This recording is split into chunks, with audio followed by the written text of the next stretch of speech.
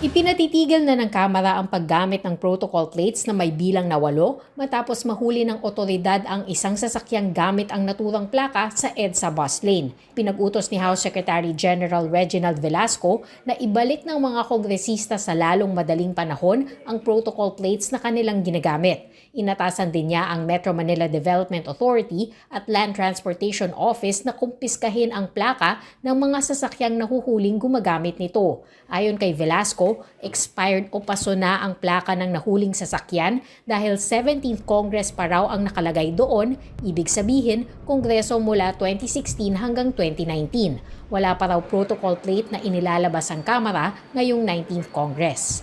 Sinabi namin doon sa mga House members, pinapahuli namin sa MMDA ang lahat ng gagamit ng Protocol 8 plates. Mukhang itong mga ibang plates na to either expired, no, kaya katulad nga yung nahuli ng MMDA, or pinagawa kung saan-saan lang. Kailangan po makasiguro kami na isurrender na po or wag nang gamitin yung mga luma or mga fake na protocol plates. Nakarehistro raw ang sasakyang natikitan sa isang Christopher Co. Pero itinanggi ito ng dating Ako Bicol Party List Representative. Dati nang pinabawi ng Kamara ang protocol plates noong Speaker sina Davao del Norte Congressman Pantaleon Alvarez at dating Pangulong Gloria Macapagal Arroyo. Bunsod ito ng mga nabalitang insidente ng hindi otorisadong paggamit. Pero nang magpalit ng liderato sa Kamara, bumalik din ang paggamit ng plaka. Ayon kay Velasco, pinaplansya na ang paglalabas ng opisyal na protocol plates para sa 19th Congress. Pero limitado ang sasakyang bibigyan ng plaka kada kongresista sang-ayon sa executive order na pinirmahan ni Arroyo bilang Pangulo. May security features din daw ito.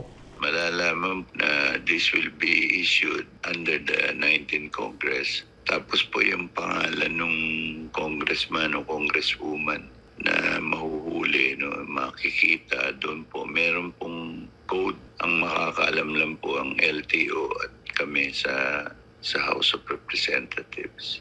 Ang MMDA, pinag-aaralan na ang parusa para sa hindi otorisadong paggamit ng protocol plates. Titingnan po namin mabuti kung ano po yung dapat namin gawin. Pag nakakita po ba kami ng protocol plates, ano ang pwede namin i-issue na violation, ano po yung dapat namin gawin insofar as yung mismong plaka is concerned. Ayon kay Velasco, didisiplinahin ng Kamara ang sino mang kongresistang patuloy na gagamit ng ipinababalik na plaka. May parusa din daw para sa hindi otorisadong paggamit ng ilalabas na opisyal na protocol plates. Cian Arcangel, CNN Philippines.